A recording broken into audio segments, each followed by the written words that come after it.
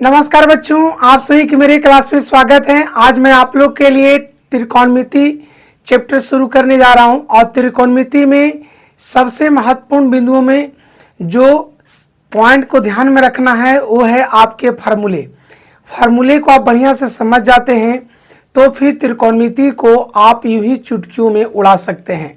बेहद ये टॉपिक है और इसमें से लगभग जो है सिलेबस के अकॉर्डिंग आप देखें तो 12 से 15 मार्क्स के सवाल आते हैं, लेकिन उससे हमें लगता है कि ज़्यादा ही सवाल आप लोग को पूछ दिए जाते हैं।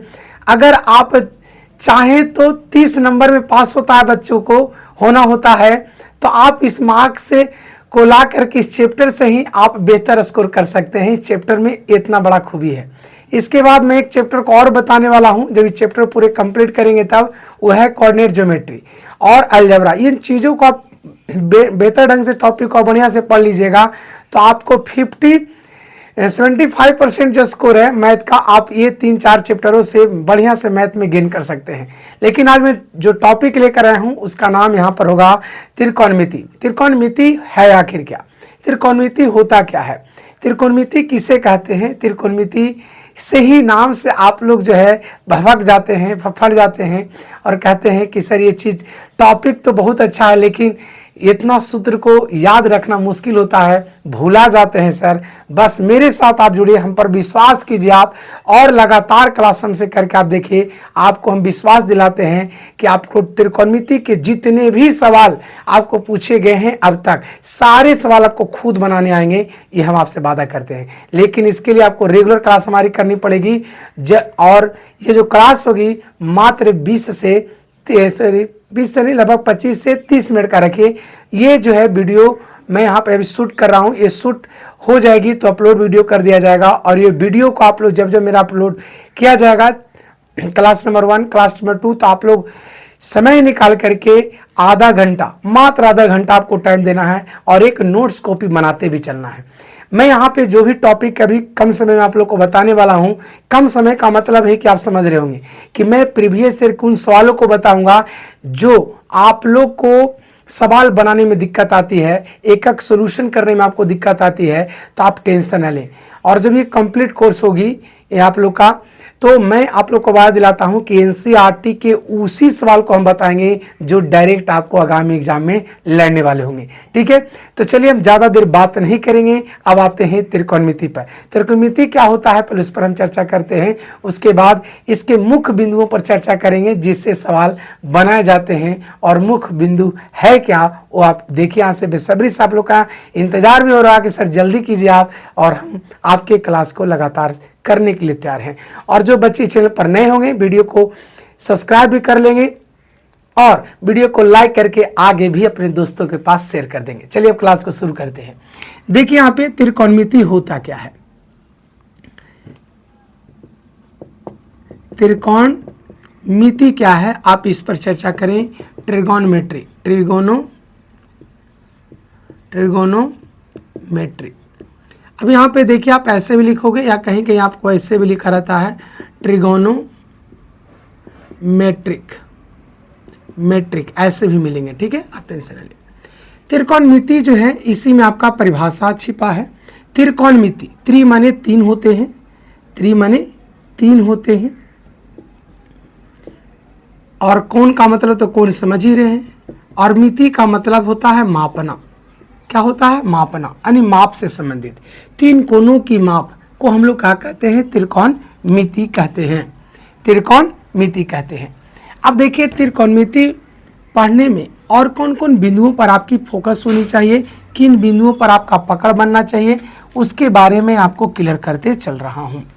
देखिए यहाँ पे त्रिकोणमिति में जो मुख्य बिंदु होता है, त्रिकोणमिति में जो मुख्य बिंदु होते हैं वो होते हैं रेशियो और उसका एंगल और पूरक बातें या पूरक सरसमीकाएं। ये तमाम बिंदुओं पर आपकी चर्चा करेंगे हम। यहाँ पे एक एक पॉइंट पर आपकी चर्चा होगी, आप टेंशन न लें। पहले मैं आप लोग को त्रिकोणमिति परिचय करा दूं, उसके बाद मैं आप लोग को चैप्टर की तरफ चलूँगा। ठीक है बच्चे, तो चलिए यहाँ से हम शुरुआत करते हैं। अब त्रिकोणमिति में सबसे मुख्य एक फिगर की तरफ, ये फिगर आपको है, इस फिगर पर आपको पूर्ण रूप से ध्यान होनी चाहिए। मार्कर शायद काम नहीं कर रहा है क्या? चलिए यहाँ पे आप देखो विद्यार्थी, मैं फिगर यहाँ से आपको 2 बनाकर समझाऊंगा। मैं यहाँ से फिगर 2 बनाकर समझाऊंगा। दोनों फिगर को आपको बढ़िया से समझना है विद्यार्थी, दोनों फिगर को आपको बढ़िया से समझनी है। देखो यहाँ पे जो आप ए बी और सी लिखते हैं, ये त्रिभुज के है ना, ये शीर्ष बिंदुएं होती हैं। और यहाँ पर समकोण त्रिभुज में हम लोग जानते हैं कि यह 90 डिग्री का कोण होती है। क्या होती है बच्चे? 90 डिग्री का कोण होती है। इसे भी आप शीर्ष बिंदु के रूप में ABC ही नाम देंगे। लेकिन दोनों में त्रिभुजों को बनाकर आपको सिखाने वाले हम क्या हैं, एक एक चीज को बढ़िया से आप समझो। हम जो बताना चाहते हैं बस आपकी फोकस हमारे तरफ होनी चाहिए, पूर्ण बिंदुओं पर होनी चाहिए, जिससे आपकी पकड़ बेहतर हो सके। तो चलिए यहाँ से हम क्या बताने वाले हैं कि सर ये जो आप देखते हैं 90 डिग्री के सामने की भुजा होती है, उसको हम कर्ण कहते हैं। 90 डिग्री के सामने की भुजा जो होती है उससे आप क्या कहोगे? तो कर्ण कहोगे। कर्ण को हम हाइपोटेनस कहते हैं अंग्रेजी में। हाइपोटेनस को हम लोग जो है अंग्रेजी के संकेत में H लिखते हैं। क्या लिखते हैं? H लिखते हैं विद्यार्थी। पहले फिगर को समझो, एक एक बिंदु को हम इधर लिखा भी देंगे। पहले समझना यार, नोट सब चीज नहीं किया जाता, समझ लो, सारी बात आपको क्लियर हो जाएगी।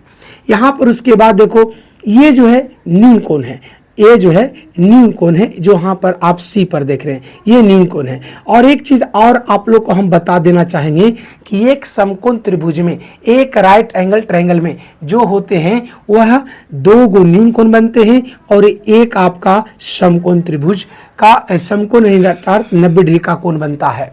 एक चीज और भी इसमें आप क्लियर करते चलेंगे बच्चे लोग कि सर जो 2 कोण चेंज होता है, क्या वही 2 कोणों के आधार पर भुजाएं भी चेंज होती रहती है? बिल्कुल आप सही पकड़ रहे हैं। यही त्रिभुज है जिसमें कोण अगर चेंज होते रहती है तो उसी के अकॉर्डिंग आपकी भुजाएं भी नामकरण में चेंज होते रहता है। जैसे आप समझो, इसके सामने की भुजा जो दिख रही है इसे आप लंब नाम दोगे। क्या नाम दोगे?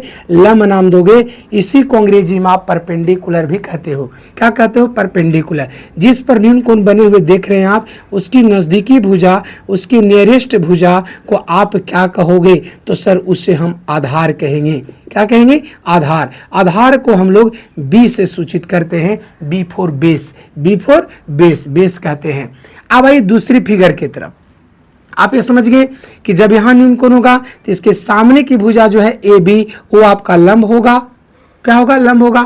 90 डिग्री के सामने की जो भुजा होगी AC, ये जो बदलता नहीं है, 90 डिग्री के सामने की भुजा कहीं बदलता नहीं है। कर्ण आज भी होगा, कल भी होगा, आने वाले फ्यूचर में भी होगा, ठीक है। तो ये कर्ण नहीं बदलेगा, 90 डिग्री के सामने की भुजा, ठीक है। इसी को मनी कर्ण कहते हैं। और समकोण त्रिभुज में सबसे बड़ी जो भुजा होती है उसी को कर्ण भी कहा जाता है, पैसे भी समझो।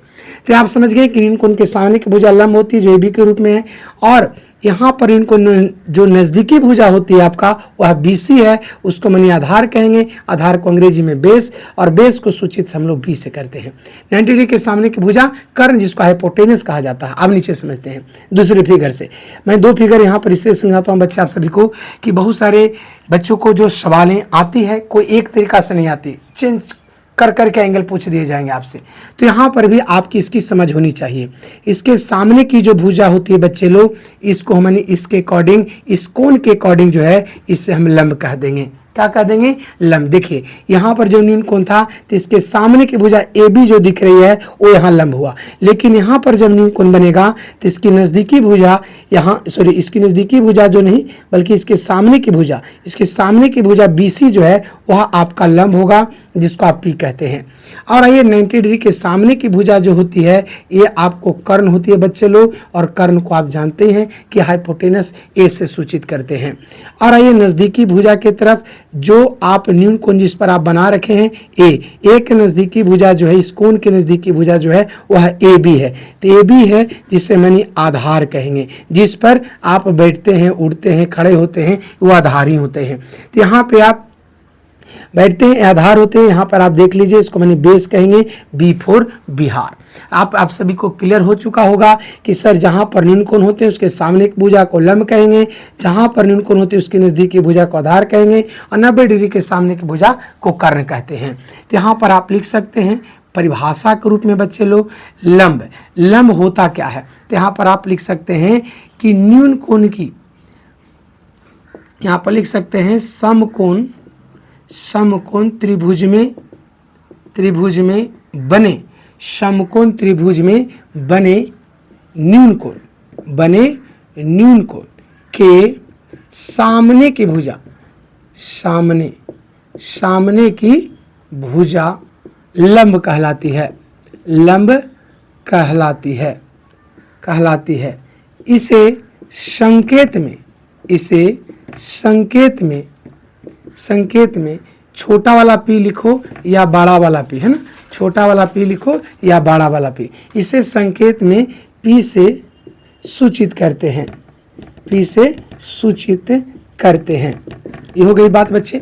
अब आइए आधार क्या होता है, आधार क्या होता है, तो यहाँ पे आप वही बात लिखोगे, समकोण त्रिभुज में बने न्यून कोण के नजदीकी या निकटतम लिख लीजिए, निकटतम भुजा आधार कहलाती है। क्या कहलाती है? आधार कहलाती है। इसे संकेत में बी, छोटा वाला बी या यहाँ पे बड़ा वाला बी से क्या करते हैं? सूचित करते हैं। ठीक है बच्चे। अब आइए यहाँ पे कर्ण क्या होता है? कर्ण क्या होता है? तो यहाँ लिखोगे समकोण अर्थात 90 डिग्री के सामने की भुजा को कर्ण कहते हैं। क्या कहते हैं? कर्ण कहते हैं। यहाँ पर एक बात और नोट में लिख सकते हैं, समकोण त्रिभुज में बने सबसे बड़ी भुजा को कर्ण कहते हैं। देखो यहाँ पे आप कर्ण को यहाँ पे लिख सकते हैं, इसे एच से सूचित करते हैं, छोटा वाला एच या बड़ा वाला एच, एच से सूचित करते हैं। क्लियर है बच्चे लोग? तो ये थी आपकी, ये सब चीज़ों को भी ध्यान में रखना बहुत ज़रूरी होता है। इसमें अब हम इसे इरेज करते हैं और आते हैं इसमें और मुख्य बिंदु के तरफ। ठीक है बच्चे लोग, अब आते हैं और मुख्य बिंदु के तरफ। अब ध्यान रखना है पर एक बात को मैं आप लोग को, जो बच्चे बाद में जुड़ेंगे इस वीडियो को आप लोग जरूर जो है पॉज करके रुक करके आप बढ़िया से देखें, और जहाँ भी किसी प्रकार की कोई समस्या रहे इसके बाद भी, वीडियो देखने के बाद भी रहे, तो आप बिल्कुल, आपके लिए कमेंट बॉक्स जो है बिल्कुल ओपन है और आप अपनी समस्या को दर्ज जरूर कर सकते हैं। अगर किन्हीं को दिक्कत भी रहे तो एक व्हाट्सएप नंबर मेरा है जो आप कम्युनिटी पोस्ट में जाके देख सकते हैं, वहाँ पर आप व्हाट्सएप कर सकते हैं। आपको किसी परेशानी को आपको हम दूर करने की कोशिश करते रहेंगे। हाँ, एक चीज़ और इसमें आप नोट करेंगे, एक बात और इसमें आप नोट करेंगे कि समकोण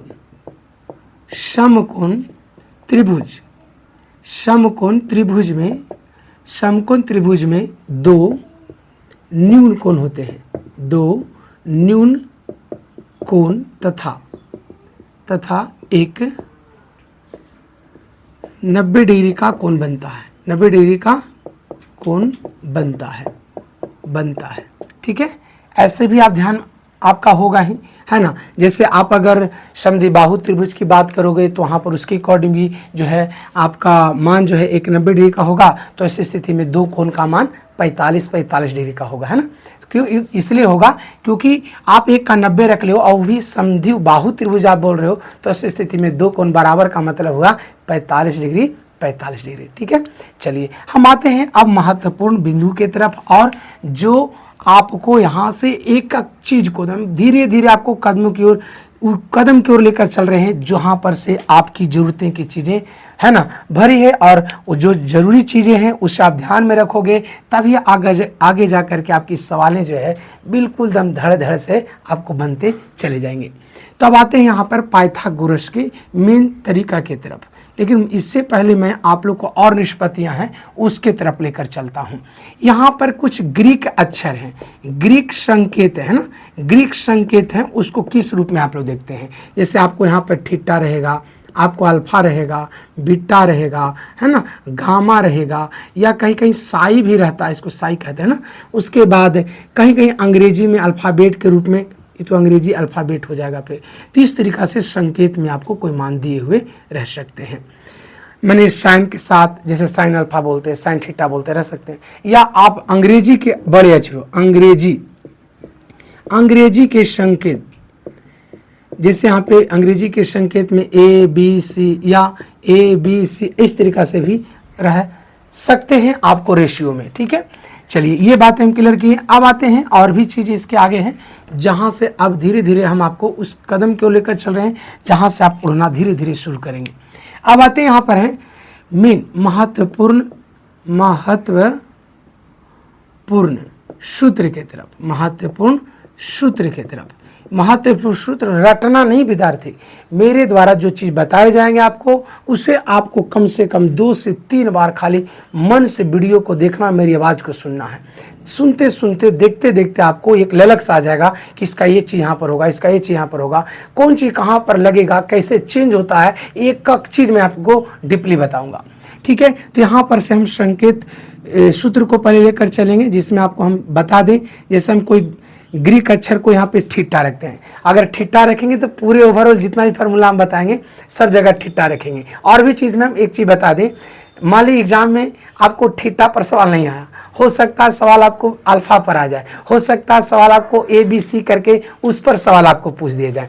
तो आपको तनिक भी जो है हिचकिटेशन नहीं रखना है, इसलिए रखना है, मैं आपको पहले क्लियर कर दे रहा हूँ कि थीटा हो चाहे ए हो चाहे बी हो चाहे अल्फा हो चाहे बीटा हो, ये जो है आपको बदलते रहते हैं रेशियो के साथ। ठीक है, एंगल जो है रेशियो के साथ बदलते हैं, इसको हम लोग एंगल के रूप में रखते हैं। जैसे रेशियो के साथ अल्फा जुटा तो भी एक एंगल के रूप है, थीटा जुटा वो भी एंगल के रूप है। तो इस तरीका से आपको ये मान बदलते रह सकते हैं। तो एग्जाम ये नहीं करना कि सर आप थीटा पर बताए सवाल तो वहाँ पर कुछ और पर आया था, यही चीज़ को तो समझना। आप जो पढ़ के जाए एग्जामिनर थोड़ी जो एग्जाम में जो सेट क्वेश्चन होगा क्या आपके अनुसार ही आएगा, नहीं ना। कभी कभी होता है कि वो चीज़ कॉपी पेस्ट किया हुआ एनसीईआरटी का आ जाएगा, लेकिन ज़्यादातर सवाल मैथ में ये जो है बदल कर आता है, थीटा कभी बीटा कभी ए कभी सी कभी बी, इस तरीक़ा से सवाल पूछ दिए जाएंगे आपको। तो यहाँ से ये साइन थीटा के मान जो होते हैं ना, वो आप लिख सकते हो लंब बटा कर्ण, आप लिख सकते हो लंब बटा कर्ण। लंब को हम लोग पी लिखते हैं, कर्ण को हम लोग एच लिखते हैं। आप लोग कक्का वाला बक्का वाला ये सब जो पढ़ते ना है, आप उसे भी अपने ध्यान में रखो, जहाँ भी पढ़ो उसके अकॉर्डिंग। लेकिन ये ट्रिक कभी काम नहीं करता है। मेन चीज़ है आपको पोजीशन को वहाँ तक पहुँचाना, जो चीज़ ज़रूरी होता है उसके अकॉर्डिंग समझना। ये नहीं कि आप देखो ट्रिक जो है आते रहेगा जाते रहेगा, लेकिन कॉन्सेप्ट ऐसी चीज़ होती है जो माइंड में सेटअप रखना है, वो कभी आपको दूर नहीं होगा। साइन थीटा जो है उसके मान होते हैं लंब बटा कर्ण, लंब को पी से कर्ण को एच से। अब आइए कोस थीटा, ऐसे रेशियो में जो है लगभग कहे डिग्री उग्री सब मिला करके लगभग कहिए तो 30 से 35 ऐसे फॉर्मूले हैं सारे मिला करके, जो आप अगर ध्यान में रखोगे ना तो ट्रिगोनोमेट्री का जितने भी चैप्टर, चाहे अभी 10th पढ़ो चाहे वाले फ्यूचर में आप कंपटीशन की तैयारी करो, सारे जगह आप धुआं कर दो। मैंने सवाल को इतना बार बनाओ कि धुआं हो जाए, है ना। तो चलिए यहाँ से तो कोस थीटा का आप लिखोगे वैल्यू आधार बटे कर्ण, आधार बटे कर्ण। आधार को आप बी लिखो, कर्ण को एच लिखो। यहाँ से आप टाइन थीटा लिखो, क्या लिखो बच्चे, टाइन थीटा। टाइन थीटा का सूत्र क्या होता है विद्यार्थी, तो लंब बटा आधार, लंब बटा आधार। और लंब का सूत्र जो संकेत होता हुआ पी, आधार का संकेत होता हुआ बी। आप देखो एक चीज और, टाइन थीटा का सूत्र आप ऐसे भी लिख सकते हो, साइन थीटा बटा कोस थीटा। अब यहाँ टाइन हो गया तो टाइन को उल्टा कोट होता है, टाइन का अपोजिट रेशियो कोट होता है, टाइन का अपोजिट रेशियो कोट होता है। आप ऐसे ध्यान में रखना, टाइन का अपोजिट रेशियो कोट होता है। तो कोट का जैसे टाइन का मान जो साइन बटा कोस है और टाइन का अपोजिट कोट आपने किया यानी उल्टा, टाइन का उल्टा कोट हुआ तो इसका मान भी उल्टा हो जाएगा, ये कोस थीटा बटा साइन थीटा में बदल जाएगा, साइन थीटा में बदल जाएगा। इसी को आप ऐसे भी लिख सकते हैं कोट थीटा को, है ना, बी बटा पी में, बी बटा पी में। उसी तरीका से सेक थीटा, देखिए यहाँ से मैं एक चीज क्लियर कर दूंगा, आप टेंशन न लें। सेक थीटा का सूत्र होता है बच्चे लोग एच बटा आप कर्ण बटा, आप ऐसे लिखो कर्ण बटा आधार, कर्ण बटा आप क्या लिखो आधार, कर्ण को एच से, आधार को बी से, ठीक है। उसके बाद होता है कोसेक थीटा, कोसेक थीटा में भी आप ध्यान रखना कर्ण बटा लंब, कर्ण बटा लंब, कर्ण बटा लंब, एच बटा पी, एच बटा पी। अब देखिए एक एक चीज को समझिए यहाँ से, ये जो है मैं नंबर भी दे देता हूँ 1 2, उसके बाद यहाँ 3 आप दे दो, यहाँ 4 दे दो आप, 5 दे दो आप, 6 दे दो आप, उसके बाद यहाँ 7 दे दो, उसके बाद यहाँ आप 8 दे दो, ठीक है। अब एक बात समझना, ये जो साइन है, साइन का अपोजिट जो रेशियो होता है वो है कोसेक, साइन का अपोजिट रेशियो क्या होता है कोसेक, क्या होता है कोसेक, और कोस का अपोजिट रेशियो जो होता है वह होता है सेक, क्या होता है सेक होता है, क्या होता है वो सेक होता है। टाइन का अपोजिट, टाइन का अपोजिट रेशियो क्या होता है, टाइन का अपोजिट रेशियो कोट होता है, तो आप नीचे वाला में मिला लो, कोट यूँ भी लिखा हुआ कोई बात नहीं। तो इस तरीका से आपको ध्यान में भी रखना है कि साइन का अपोजिट कोसेक, कोस का अपोजिट सेक, टाइन का अपोजिट कोट। अपोजिट जो बोल रहे हैं हम, अपोजिट जो बोल रहे हैं उसका मतलब हिंदी होता है उल्टा, है ना, साइन का उल्टा, कोस का उल्टा, टाइन का उल्टा, ये सब ध्यान रखिएगा। हमने मिला दिया यहाँ पर है, यहाँ पर आपको लिख देते हैं उल्टा, ठीक है ना, आपको लिख के समझा देते हैं उल्टा, ठीक है। थोड़ा सा आप लोग का एक आवाज़ आ रहा होगा सिटी का, यहाँ पर स्कूल बस हमारे घर से तरफ से गुजरती है तो आवाज़ें थोड़ा बहुत आ सकती है, ठीक है, इसलिए क्षमा चाहेंगे बच्चे आप सभी के, है ना। चलिए अब आते हैं इसके और भी सूत्रों की तरफ, अभी से हम इरेज करते हैं, ठीक है। हम बस इसको समझाने के लिए इंडिकेट किए थे कि देखो इस तरीक़ा से अपोजिट रेशियो होते हैं, ठीक है। चलिए हम आगे बढ़ें, इतना ही नहीं है और भी सूत्र हैं, उसको ऊपर ध्यान रखिए। देखिए यहाँ पे 8वें के बाद 9वें पर आते हैं, यहाँ पर आप लिखिए sine theta into cosec theta, sine theta into cosec theta, sine theta into cosec theta, इसका वैल्यू 1 ध्यान में रखेंगे, क्या होता है 1। ये सवाल आपको ऑब्जेक्टिव में हूबहू पूछ दिए जाएंगे, या cosec theta into sine theta आपको हूबहू पूछ दिए जाएंगे, आपको हम चेंज कर करके बताएंगे, आप टेंशन नहीं लीजिए।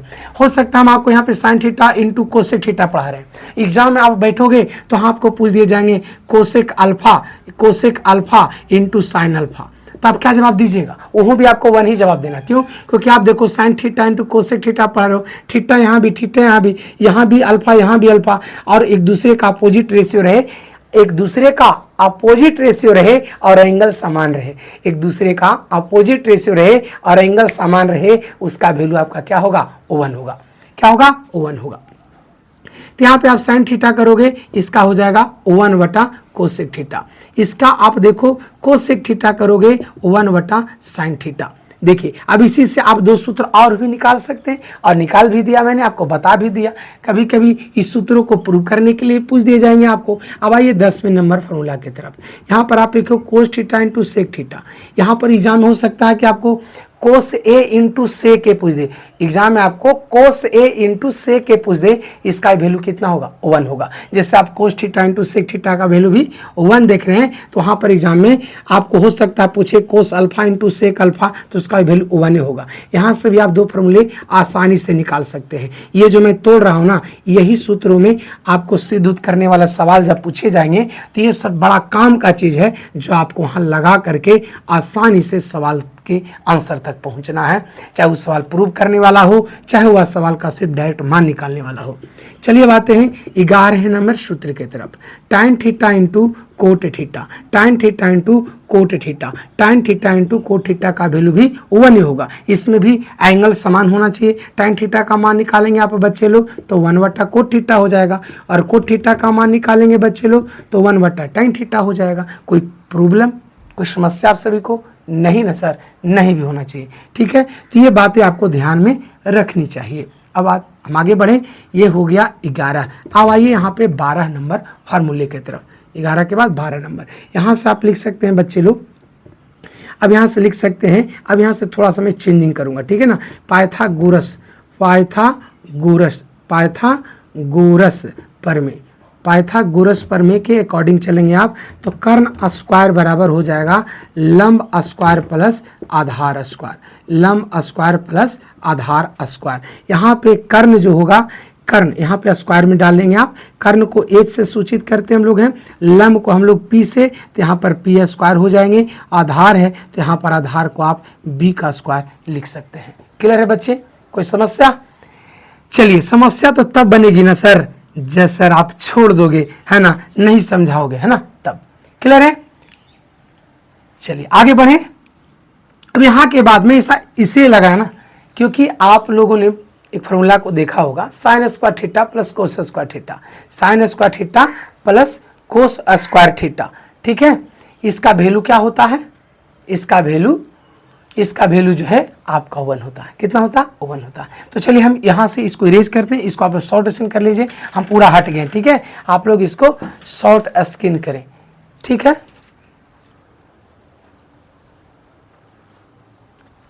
चलिए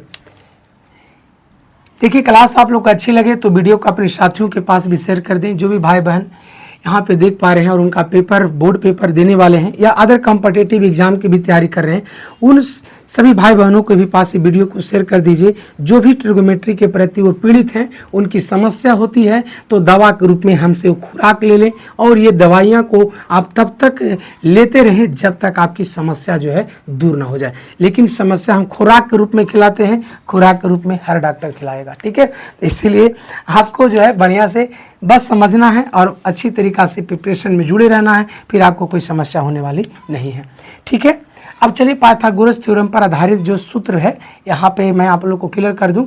यहाँ से क्या था, पाइथागोरस पर यहाँ पे आप ऐसे चलोगे, वहाँ पे शायद जो भी नंबर हो फार्मूला का, मैं यहाँ से चेंज कर रहा हूँ, ठीक है ना। आप अपने अकॉर्डिंग नंबर देकर लिख लेंगे। Sine square theta plus cos square theta, इसका वैल्यू क्या होता है बच्चे लोग, 1। Sine square theta plus cos square theta, इसका वैल्यू क्या होता है बच्चे लोग, 1 होता है। एक चीज़ और मैं इसमें क्लियर करना चाहूँगा, चाहे आपका एग्जाम में साइन स्क्वायर ए पूछे और कोस स्क्वायर ए पूछे, इसका वैल्यू 1, इसका चाहे साइन स्क्वायर अल्फा पूछे या कोस स्क्वायर अल्फा पूछे, इसका वैल्यू 1, लेकिन साइन स्क्वायर अल्फा पूछे और यहाँ पर कोस स्क्वायर ए दे दे, क्या 1 होगा सर, नहीं सर, क्या होगा, नहीं होगा सर। तो ऐसी स्थिति में आपको सावधान रहना है, ठीक है। तो ऐसी स्थितियों में ये सारे मान जो है एंगल समान होनी चाहिए आपको, तब जा करके इसका वैल्यू जो है साइन और कोस वाले में स्क्वायर के साथ 1 हो जाते हैं। अब आइए इसी पर और सूत्रों को हम लोग समझते हैं। साइन स्क्वायर थीटा माइनस हो, यहाँ पर 1 माइनस हो जाएगा आपका कोस स्क्वायर थीटा, ठीक है। थोड़ा सा म्यूजिक का आवाज़ आ रहा होगा, हॉर्न का आवाज़ आ रहा होगा, बच्चे इसको क्षमा चाहेंगे हमसे, आप सभी से, क्योंकि यहाँ पे बाइक जो है स्कूल बस जाती है और इसी वजह से हो सकता है। तो ऐसा ना हो कोई दिक्कत हो जाए, है ना। स्ट्राइक तो नहीं आएगा ना विद्यार्थी, आप लोग एक बार बताइएगा हमें। तो साइन स्क्वायर थीटा या कोस स्क्वायर थीटा, इसका वैल्यू जो हो जाएगा आपका 1 माइनस साइन स्क्वायर थीटा, ठीक है। यहाँ से आप दोनों को मान को आप ऐसे भी लिख सकते हैं। ये सब जो है सिद्ध उद्ध करने वाले सवाल में बहुत इंपॉर्टेंट, बहुत काम करेगा आप लोग को, इसलिए इस चीज़ को बढ़िया से समझे, कोई दिक्कत ना होगा। 1 माइनस कोस स्क्वायर थीटा, ठीक है। चलिए बच्चे यहाँ पे देख रहे हैं कि मैंने भी बताया कि आप स्क्वायर हटाओगे तो यहाँ पे साइन जो होंगे और साइन होंगे तो स्क्वायर हटेगा तो रूट हो जाएंगे। यहाँ पर सवाल जो है बच्चे आप लोग, मैं एक चीज़ क्लियर करना चाहूँगा कि इस तरीक़ा के सवाल एग्जाम में पूछे जाते हैं। आप देखना ये प्रीवियस ईयर के सवालों में उठा करके या अदर कोई भी कॉम्पिटिटिव एग्जाम उठा करके इस तरीका के लेवल के सवाल यही रूट में पूछ दिए जाएंगे मान आपको, और कहेंगे कि यह मान किसके बराबर होते हैं। तो यह मान जैसे कोस संदर्भ में रहेगा स्क्वायर में 1 के साथ, यहाँ पर आप ध्यान रखना साइन होगा, और जब साइन रहेंगे तो यहाँ ध्यान रखना ऑप्शन में कोस होना चाहिए, ठीक है। अब आगे और भी यहाँ पे सूत्र हैं, उनको ऊपर भी आपको ध्यान रखनी होगी। देखिए ये क्लास जो है मैं आप लोग का आज इंट्रोडक्शन सब क्लास दे रहा हूँ ट्रिगोमेट्री का, और इसमें जितने भी सारे फार्मूले हैं उस पर चर्चा करूँगा।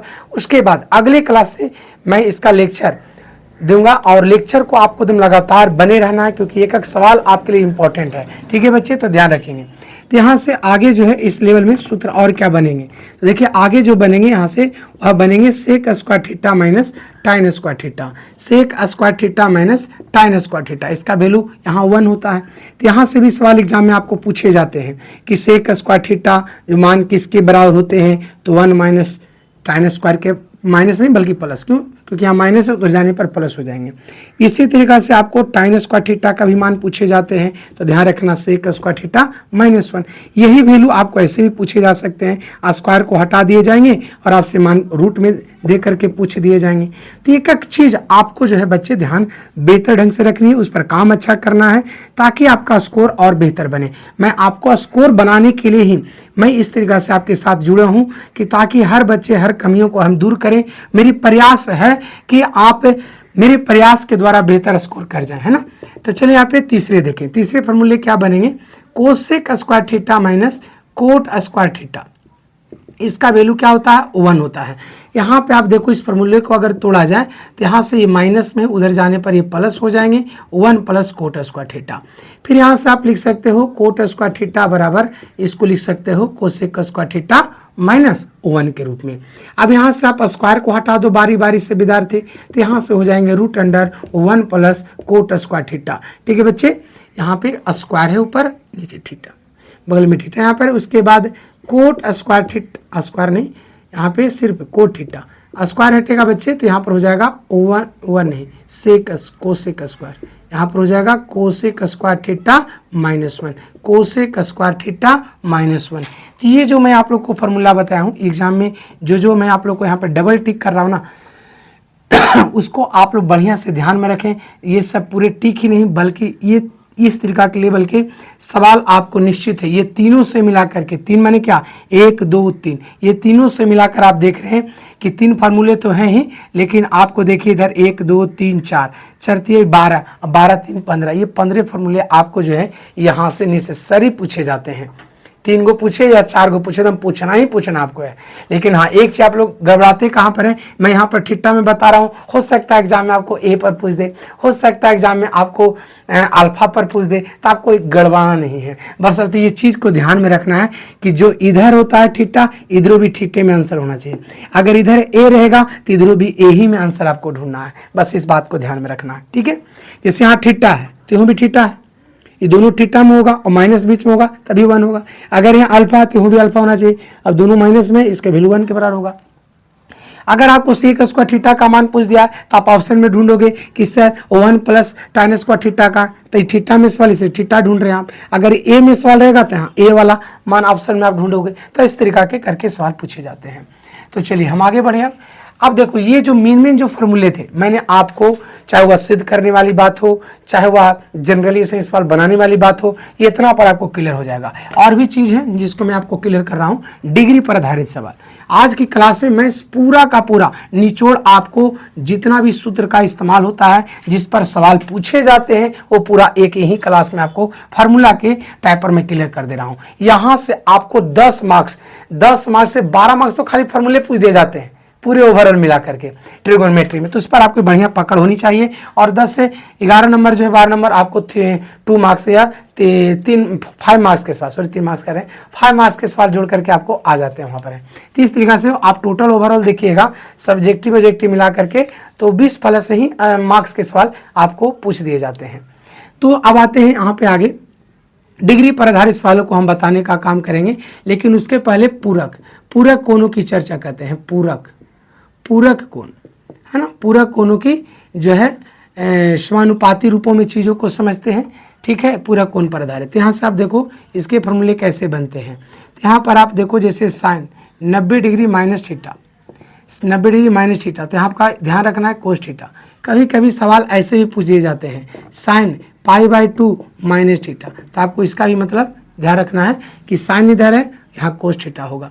ये होता कैसे है देख लीजिए। इसको बताने से पहले मैं यहाँ पे चतुर्थांश को बता देता हूँ। फर्स्ट क्वाड्रेंट ये होता है, ये आपका सेकेंड क्वाड्रेंट होता है, ये आपका यहाँ से थर्ड क्वाड्रेंट होता है, उसके बाद यहाँ पे फोर्थ क्वाड्रेंट होता है।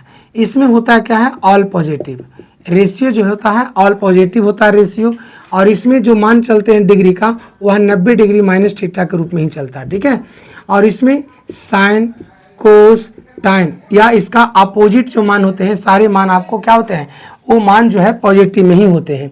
और साइन है अगर 90 माइनस थीटा तो कोस में बदल जाएगा, कोस 90 डिग्री माइनस थीटा तो इस साइन में बदल जाएगा, टाइन 90 डिग्री माइनस थीटा तो कोट में बदल जाएगा। सेकेंड क्वाड्रेंट में क्या होता है कि साइन वाला वैल्यू और कोसेक वाला वैल्यू, यही दो मान जो है पॉजिटिव में रहता है, यही दो मान जो है पॉजिटिव में रहता है। शेष इसमें जो भी मान होते हैं नेगेटिव होते हैं। तो बस सर इस प्रकार के रेशियो में किस प्रकार के एंगल दर्शाए हुए रहेंगे, तो सुनिए। इस प्रकार के एंगल में जो पॉजिटिव होने वाला होगा वह होगा 90 डिग्री प्लस थीटा के रूप में, या यहाँ पर होगा 180 डिग्री माइनस थीटा के रूप में होगा। देखिए यहाँ पे जैसे कि साइन 90 प्लस थीटा, तो आप कह दोगे आसानी से सर कोस थीटा। लेकिन अगर कोस 90 डिग्री प्लस थीटा, कोस 90 डिग्री प्लस थीटा, तो ऐसी स्थिति में कोस रहे तो माइनस साइन थीटा। बोल सर माइनस क्यों होगा, तो सुनो, यहाँ पर मैंने पहले ही कहा कि सिर्फ 90 और कोसेक ही ऐसा मान है जो सेकेंड क्वाड्रेंट में पॉजिटिव होंगे। और किस एंगल के साथ, तो यहाँ 90 डिग्री प्लस थीटा रहे और 180 डिग्री माइनस थीटा रहे, ये दोनों एंगलों के साथ जो है रेशियो में जुड़ा रहे, तो साइन और कोसेक ही पॉजिटिव होंगे। रेशियो बदल जाएंगे लेकिन यह मान पॉजिटिव में होगा।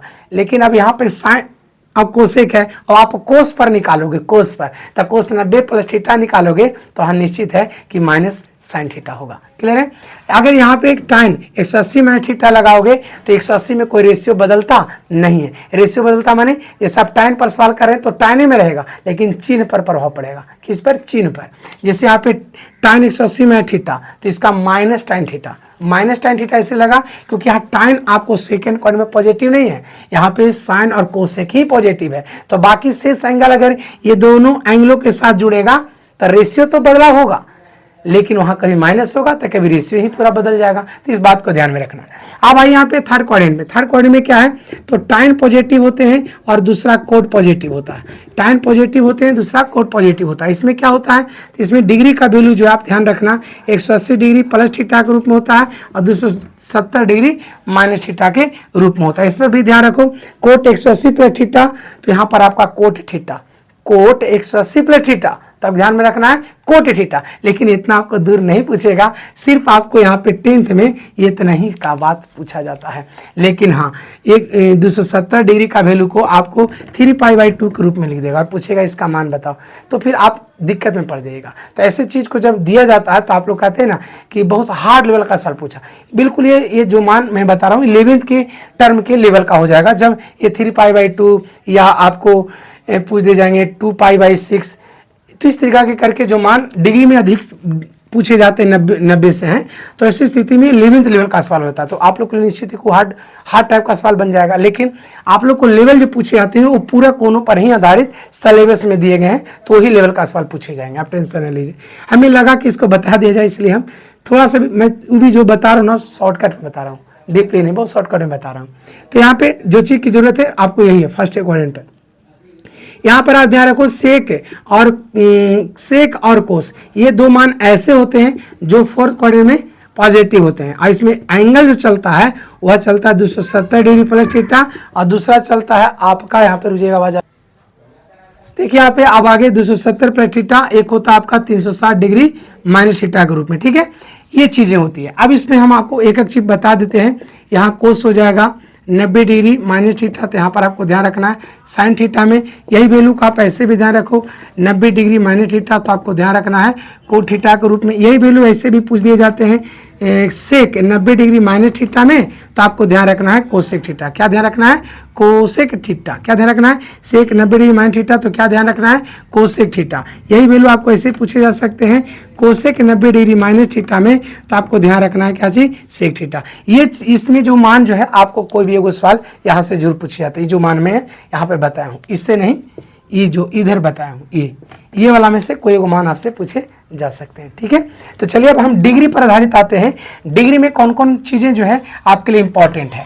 हमने बोला है कि आपको ये एक ही क्लास में पूरे फार्मूला को ट्रिगोमेट्री का मैं रख देता हूं और आपको कोई दिक्कत ना होगी। ये जो मैं बता रहा हूं ना, ये कंपटीशन में हो या 10th में हो, कोई भी बोर्ड की आप तैयारी कर रहे हो, ये चीज बेसिक चीज आपको पता ट्रिगोमेट्री में होना ही चाहिए ताकि आपकी कोई समस्या ना बने। तो चलिए यहाँ सब डिग्री पर आधारित चीज़ें क्या क्या हो सकती है, तो यहाँ से आप लिख दीजिए इधर रेशियो। रेशियो में आपको साइन कोस ये सब चलते रहेगा।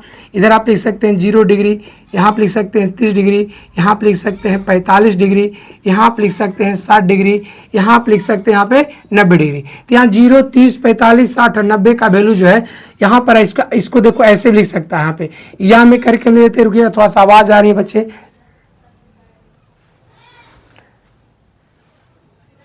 चलिए देखिए बच्चे, यहाँ पे थोड़ा सा आवाज़ें यहाँ पर बगल से आ जा रही है, इसकी वजह से थोड़ा दिक्कत आ रही है बच्चे, कोई बात नहीं। लेकिन चलिए इस चीज़ को हम क्लियर कर रहे हैं। यहाँ पे रेशियो में देखिए, जैसे यहाँ पे साइन है, ऐसे रेशियो में डिग्री का मान रटने की कोई जरूरत नहीं, एकदम नहीं। अगर किसी एक रेशियो को आप ध्यान में रखते हैं, जैसे आप साइन या कोस, दो गो में से किसी एक कोई मान ध्यान में रखिएगा, तो पूरा रेशियो 56 का मान आप आसानी से डिग्री में दम लिख सकते हैं और सवाल आने पर दम उसका मान भी आप बढ़िया से लिख सकते हैं और उसको आसानी से बना भी सकते हैं। जैसे देखिए मैं साइन का लिखूंगा तो साइन का अगर 0 डिग्री का वैल्यू अगर ध्यान में रखा जाए तो साइन 0 का वैल्यू 0 ही होता है। अगर 30 का वैल्यू देखा जाए तो 1/2 होता है। 45 का वैल्यू देखा जाए तो 1/√2 होता है, यानी साइन 45 का वैल्यू 1/√2, साइन 30 का वैल्यू 1/2, साइन 0 का वैल्यू 0, साइन 60 का वैल्यू √3/2 √3/2 और साइन 90 का वैल्यू 1। अब देखो साइन का वैल्यू आपका पूरा कंप्लीट, साइन 0 का वैल्यू 0, साइन 30 का वैल्यू 1/2, साइन 45 का वैल्यू 1/√2, साइन 60 का वैल्यू √3/2 और साइन 90 का वैल्यू 1। अब यहाँ से कोस पर आ जाइए, किस पर? कोस।